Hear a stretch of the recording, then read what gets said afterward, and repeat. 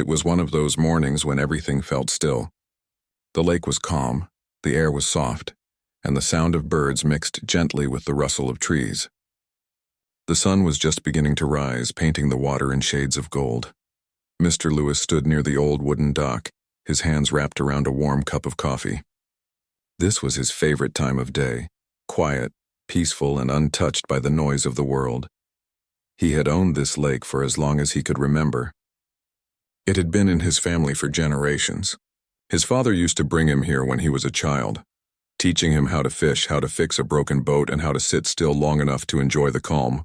After his parents passed, he kept the land, not because it was valuable, but because it carried memories that money couldn't buy. He came here almost every morning, sometimes to feed the ducks, sometimes just to think. The small wooden cabin nearby was where he kept his fishing gear, an old radio, and a few photos from years gone by. It wasn't fancy, but it was home, at least the kind of home that made a man feel grounded. That morning, as he walked down the narrow path toward the dock, he noticed something unusual. A car was parked by the trees. It wasn't one he recognized. For a moment he thought maybe someone had gotten lost, but as he stepped closer to the water, he saw a woman standing by the edge of the lake. She held a fishing rod and was focused on the line, waiting for a bite. Mr. Lewis smiled to himself. People sometimes wandered in thinking it was a public spot. He never minded as long as they were polite. So, he decided to greet her kindly. "Good morning," he called out, his voice calm but friendly. The woman turned her head slightly, glancing at him with a quick look, before going back to her fishing line. She didn't answer, just gave a faint nod. He tried again, stepping a little closer. "Beautiful day for fishing, isn't it?" This time she turned fully toward him, her face tight and her tone sharp. "Excuse me? Do you mind? I'm trying to fish here." Her response caught him off guard. Still, he kept his smile. "I don't mean to bother you," he said softly. "I just wanted to let you know this is private property." She raised an eyebrow and gave a short laugh. "Private property? You're joking, right? This is a public lake. I come here all the time." Mr. Lewis shook his head gently. "No, ma'am. This lake and the land around it belong to my family. Been that way for 3 generations. The woman crossed her arms, her fishing pole dangling loosely from one hand. "Right, sure, and I'm supposed to believe that?" she said. "You can't just tell people they can't fish here. I pay my taxes like everyone else." Her voice carried a mix of annoyance and disbelief. She looked at him like he was trying to trick her. Mr. Lewis didn't raise his voice. He had dealt with plenty of people over the years, and he knew that calmness usually worked better than anger. "I understand," he said, "but there are signs posted along the trail. Small ones with the property line. You probably missed them." She scoffed and turned back toward the water. "You don't look like someone who owns a lake," she muttered. The word stung more than he expected. It wasn't what she said, but how she said it. Like she had already decided who he was without knowing a thing about him. He looked down at his worn boots, then back at the rippling water. "I'm not here to argue," he said quietly. "I just wanted to make sure you knew." But the woman wasn't listening anymore. She threw her line again into the water, the reel spinning quickly. The sound of it echoed in the quiet morning. Mr. Lewis sighed. He thought about just walking away, letting her be. But he also knew that if he allowed people to fish here freely, soon the lake would be overrun. He took a deep breath and said, "Ma'am, I'm not trying to cause trouble, but this lake isn't open to the public. I can show you the documents if you like. I keep them in my truck." She turned to him again, her patience clearly gone. "I don't need to see anything. You're just trying to scare me off. I know my rights." Her tone had risen now, loud enough that a few morning walkers passing by on the nearby road turned their heads. Mr. Lewis didn't like attention. He'd always preferred peace to arguments. He looked around the lake, the calm water, the ducks floating near the reeds, the soft light reflecting off the surface. It hurt to see someone treating it like just another fishing spot. To him, this place was sacred. "I'll tell you what," he said kindly. "I'll go get the papers from the truck. Then you'll see for yourself." But as he turned to walk back, she called out again, her voice full of irritation. "Don't bother. I'm not going anywhere. You don't get to tell me what to do." He stopped for a moment, his back to her. A part of him wanted to respond, but he knew nothing good would come from arguing. He walked toward his truck slowly, shaking his head. When he reached the gravel road where his old pickup was parked, He could still hear her voice in the distance. He leaned against the door, sipping the last of his coffee, trying to calm his thoughts. He'd seen all kinds of people in his years, polite ones, stubborn ones, kind ones, and those who carried too much anger to notice their own mistakes. He reminded himself not to take it personally. Just then he noticed another vehicle coming down the dirt road, a white SUV with the county seal on the side. It rolled to a stop near the trees. A man in a uniform stepped out and waved. It was the local game warden. Mr. Lewis frowned slightly, wondering what brought him there so early. As the warden approached, he noticed the woman waving her hands from the shore, pointing toward him as if explaining something. Mr. Lewis suddenly understood. She must have called them. He sighed again, not in anger but in quiet disbelief.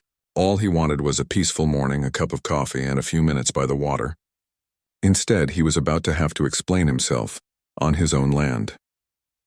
The warden walked over with a calm look on his face, and Mr. Lewis greeted him politely. As the woman kept gesturing by the lake, Mr. Lewis couldn't help but think how strange people could be sometimes. So sure of something, even when they didn't know the truth.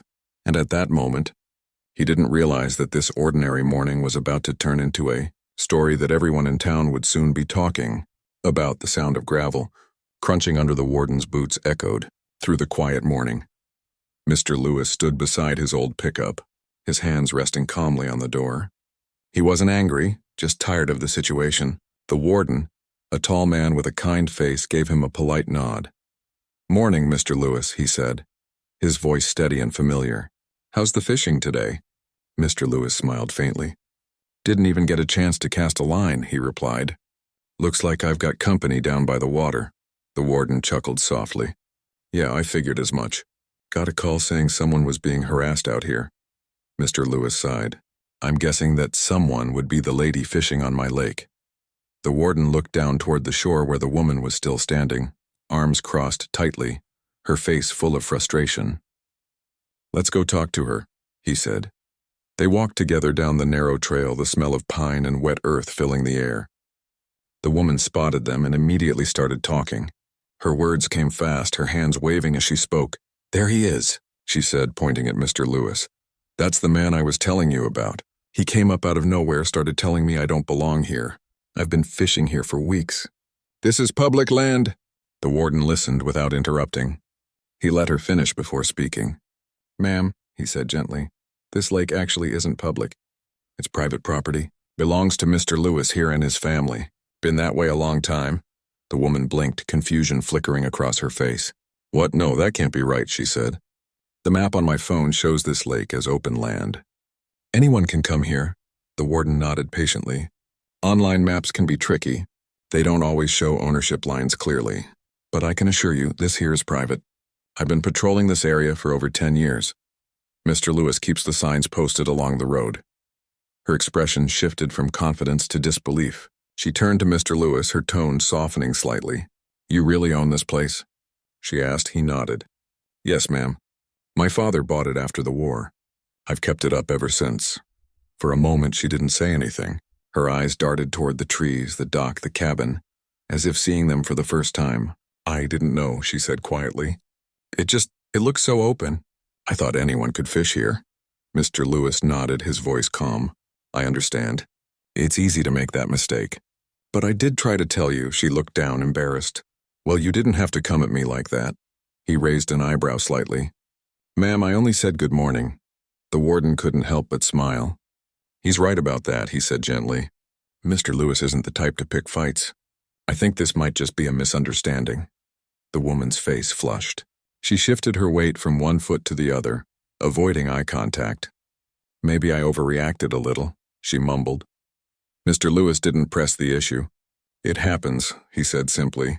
"We all have our days." For a few seconds no one spoke. The only sound was the soft splash of water as a fish jumped near the reeds. The sunlight reflected off the ripples, dancing across the surface like small flashes of silver.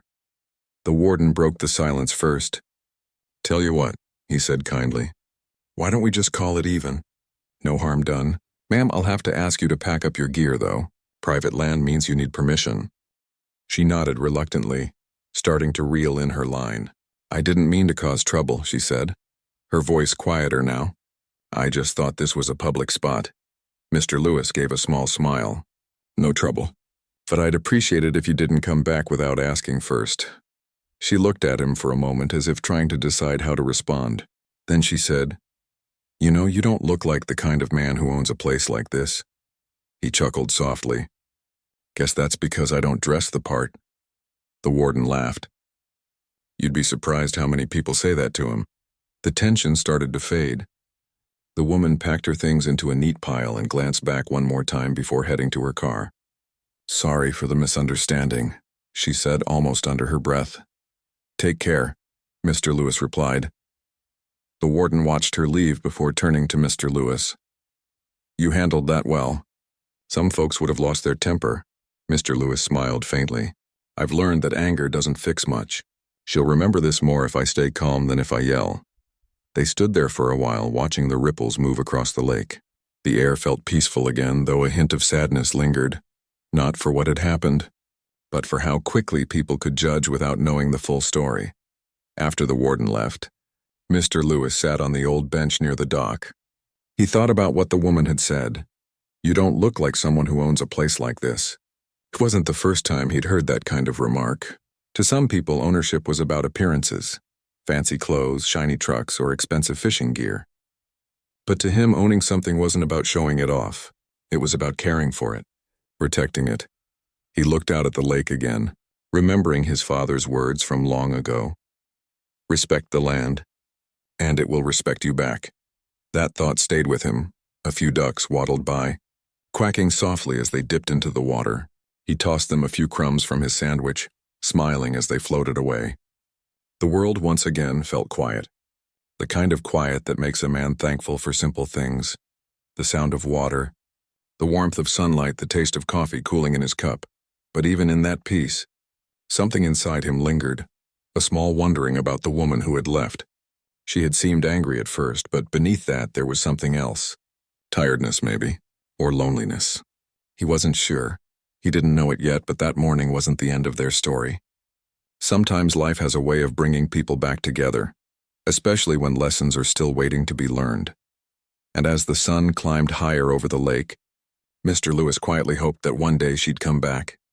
Not to argue, not to fish without asking, but maybe just to talk, or to listen to the sound of the water the same way he did every morning.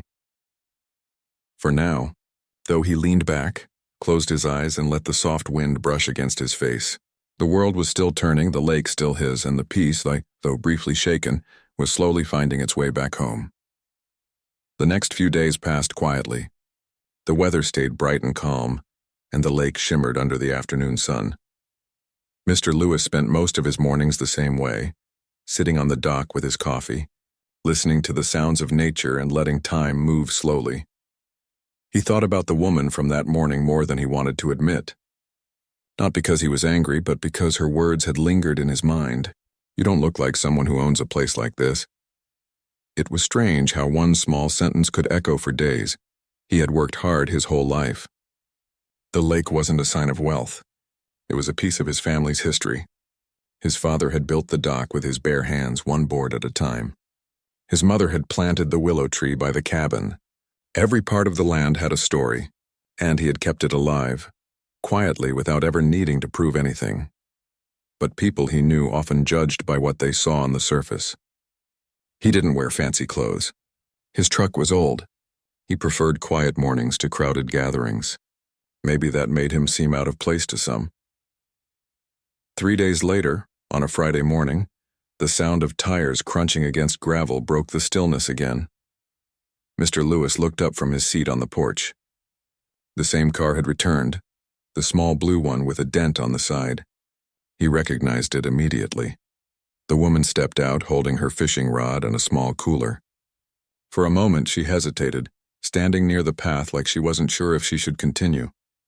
Mr. Lewis stood slowly, setting his mug on the porch railing. He didn't say anything right away.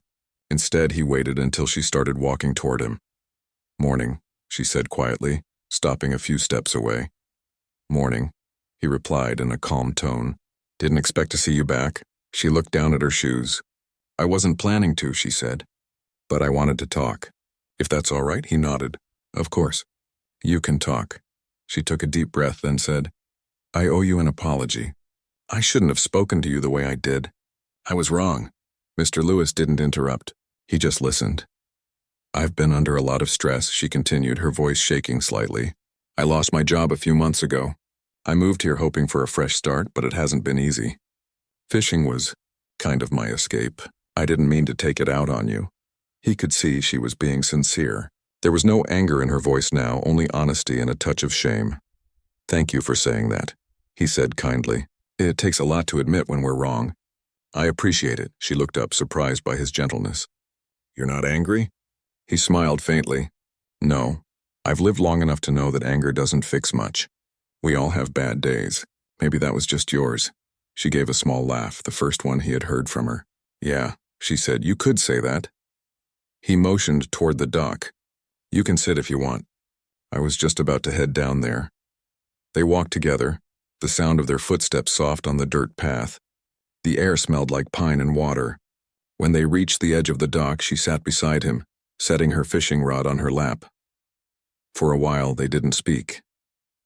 The silence wasn't uncomfortable this time. It was calm, almost peaceful. After a few minutes, she said quietly, You've had this place for a long time, haven't you? He nodded. My father bought it before I was born. Back then, it wasn't worth much.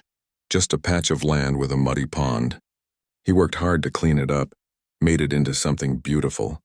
I guess I just tried to keep it that way. She smiled softly. It's beautiful now. I can see why you love it. He looked out at the water, the sun glinting off the surface like tiny mirrors. It's not about ownership, he said. It's about care. You take care of something long enough, it starts to feel like a part of you. She nodded slowly. I get that. Maybe that's why I come here so often. This place, it makes me feel calm. It reminds me of home. He turned to her with a curious look. Where's home? About 2 towns over, she said. My dad used to take me fishing when I was a kid.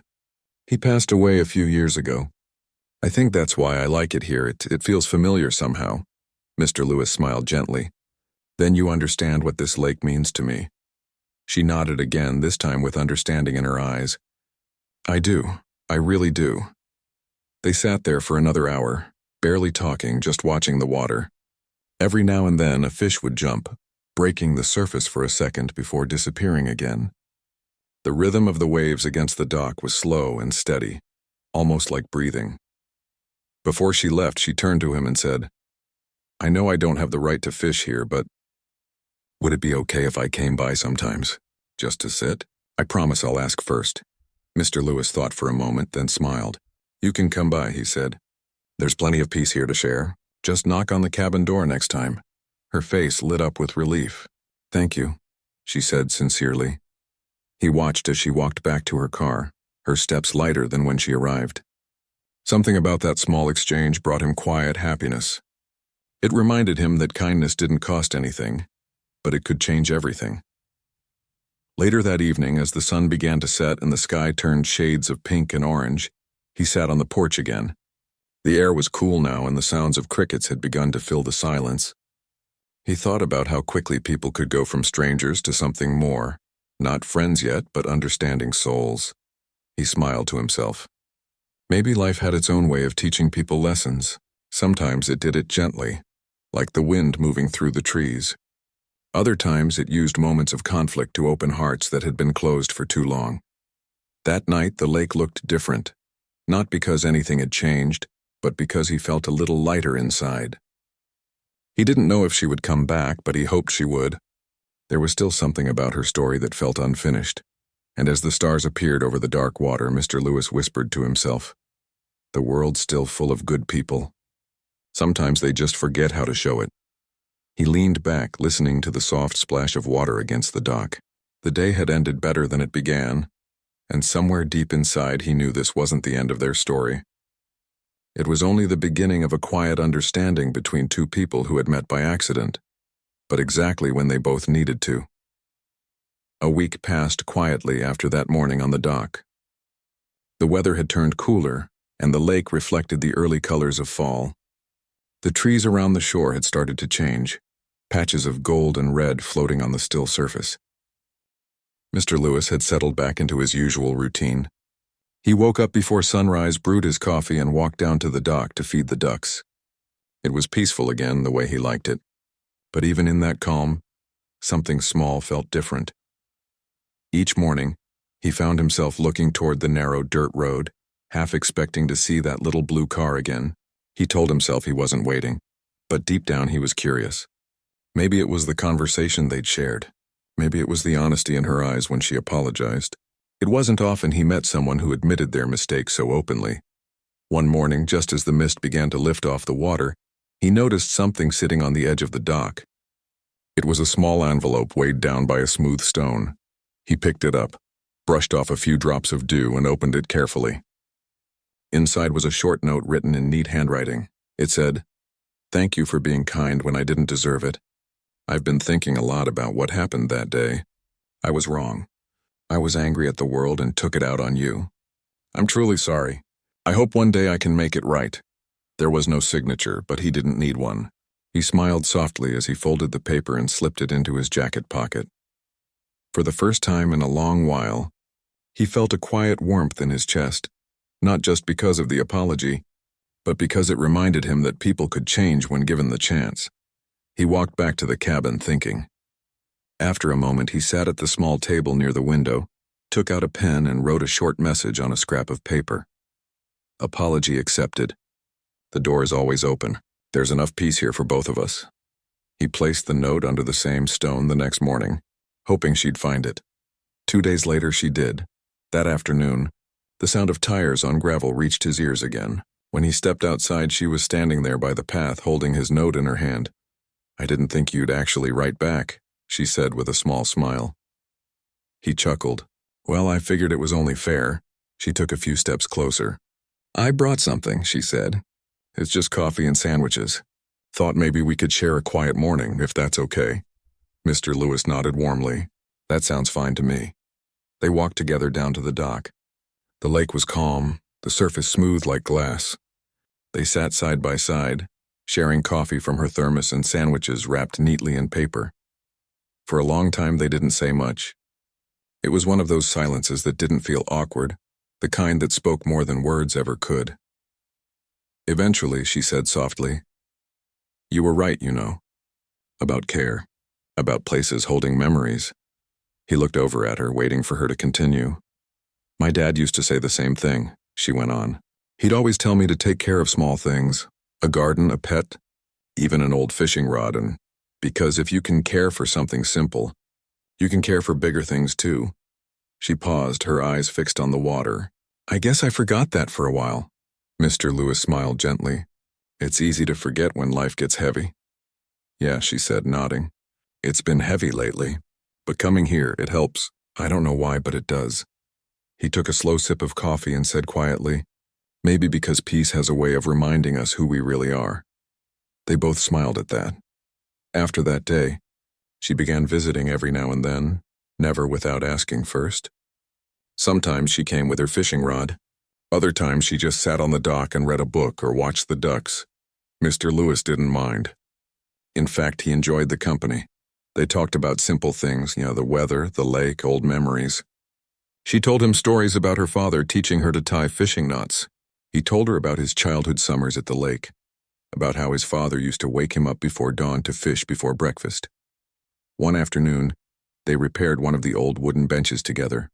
She laughed when the hammer slipped and nearly fell into the water. He teased her gently about her city hands not being used to hard work, and for the first time she laughed easily. Without the edge she used to have, the lake once again became a place of calm, not just for him, but for her too. Sometimes the locals driving by would see them sitting together and wonder who she was. A few even asked him later if she was family. He'd just smile and say, "No, just someone who found her way here." As the weeks passed, their mornings by the lake became a quiet routine. She'd bring coffee, he'd bring stories, and slowly, the distance between two strangers turned into something like friendship. One morning, as the sun rose over the water, she said, "When I first saw you, I thought you were just some old man trying to chase people away." He laughed softly. "And now I know you're the kind of man who guards peace like it's gold." He smiled. "Maybe that's because it is," She nodded, her eyes following the ripples on the water. "You taught me something important," she said. "Not everything has to be a fight. Sometimes peace just needs a place to exist." He looked at her for a moment, then said quietly, "And sometimes people do too."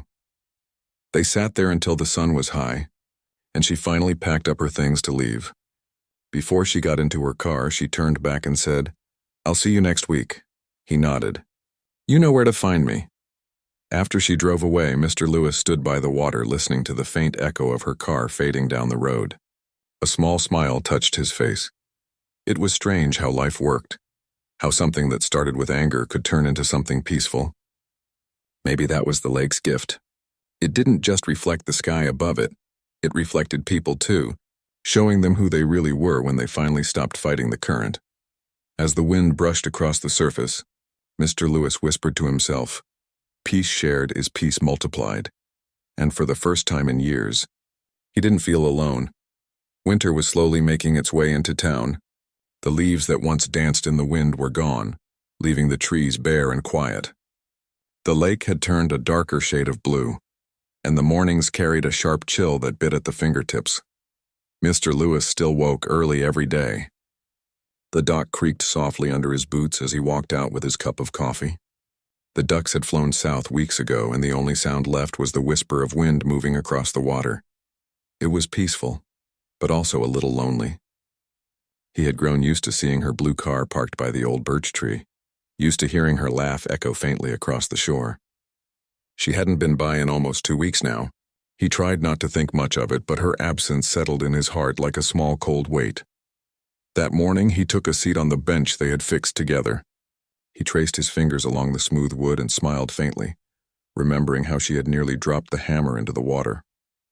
For someone who had once stormed onto his dock shouting, she had become a quiet comfort in his days. As he sat watching the sun rise, he heard the familiar crunch of tires on the gravel road. His heart lifted a little. The small blue car came into view, moving slowly as it followed the curve of the lake. When she stepped out, she had a scarf wrapped around her neck and a small basket in her hands. "Morning," she called out, her breath turning to mist in the cold air. "Morning," he replied, smiling. "Was starting to think you forgot about the lake?" "Never," she said, walking toward him. "Work got crazy. But I miss this place," he chuckled. "The lake's been missing you, too." They settled down on the dock again, just like they always did. She opened the basket and pulled out a small loaf of homemade bread. "I tried baking," she said with a laugh. "It's not perfect, but I figured you might help me test it." He broke off a piece, tasted it, and nodded. "Tastes like effort and honesty," he said. "That's better than perfect." She laughed again, the sound soft and real. "You always know what to say." They sat quietly for a while, eating bread and sipping warm tea. The lake shimmered under the pale sunlight. Then she said almost in a whisper, "You know, this place changed me." He turned his head slightly, waiting. "I used to think peace was something you had to earn," she continued, "something far away, waiting after all the noise. But now I realize it's just choosing to stop fighting everything." She looked at him, her eyes calm. "You showed me that," he smiled gently. "You did the hard part yourself." "I don't think I could have without you," she said. "When I first came here, I was angry at everything, at life, at people, even at myself. But now when I come here, I feel different, like I can breathe again." He nodded, watching the water. "That's what this lake does," he said quietly. "It teaches you to be still long enough to see what really matters." A light wind passed between them. For a moment, neither spoke. Then she reached into her bag and took out a small folded paper. "I've been meaning to show you something," she said.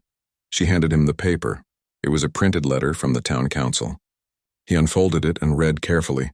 It was a request and a proposal for a new development near the lake. A few businesses wanted to buy part of the surrounding land for a vacation resort. The project promised jobs and income, but it also meant cutting down trees and building over part of the natural shore. He frowned slightly. "They've been trying this for years," he said. "Always someone wanting to build more than they need." She nodded. "I know, but this time I went to the meeting." He looked up. "You did?" "Yes," she said. "I told them the lake wasn't just land. It's a part of this town's heart. I shared what you told me, about care, and about how some places hold memories that can't be replaced." He blinked, surprised. You spoke for the lake? She smiled shyly. I guess I did. I told them about you too, how you've been taking care of this place for years, how you see beauty in things people overlook. He didn't say anything for a moment. He just looked at her, his eyes soft but shining. That was brave of you, he said finally. She shrugged a little. It felt right. I couldn't let them take away what helped me find peace again. He nodded slowly. Maybe you belong here more than anyone. Her eyes glistened and she looked out at the lake again. That's funny, she said with a quiet laugh. The first time I came here, I told you the opposite. He smiled. Yes, you did. The two of them sat there as the day warmed. The sky turned a bright blue, and for the first time, she noticed how perfectly still the water was. Not a single ripple disturbing it. After a while, she said softly, You know, people talk about heaven like it's somewhere else, but I think maybe it's here in moments like this. He nodded. I think you're right, she smiled, then stood up. I should go. I've got a few errands in town, but I'll come back soon. Take your time, he said. The lake isn't going anywhere. She laughed and waved as she walked toward her car. When she was gone, Mr. Lewis sat there a little longer, watching the sunlight play across the ripples. He thought about how things had changed, how something that started with harsh words had turned into something gentle and real. Maybe that was the lesson all along. Sometimes the hardest hearts just need a bit of calm water to reflect who they truly are. A few days later, a letter arrived at his cabin. Inside was a short note written in familiar handwriting. It said, They agreed. The resort won't be built. The lake stays the way it is. Thank you for teaching me what peace really means. He smiled as he folded the letter and placed it beside the first note she'd ever written, the one that said, I'm sorry. The two pieces of paper sat together on his shelf, a quiet reminder of how far things had come. That evening, as the sun dipped below the horizon, the lake turned gold one last time before night. Mr. Lewis stood on the dock, his hands in his pockets, and whispered softly to the water, Looks like you've got another guardian now. The wind stirred gently, as if the lake itself was answering back. And as darkness settled in, the world felt at peace, not just around him, but within him too.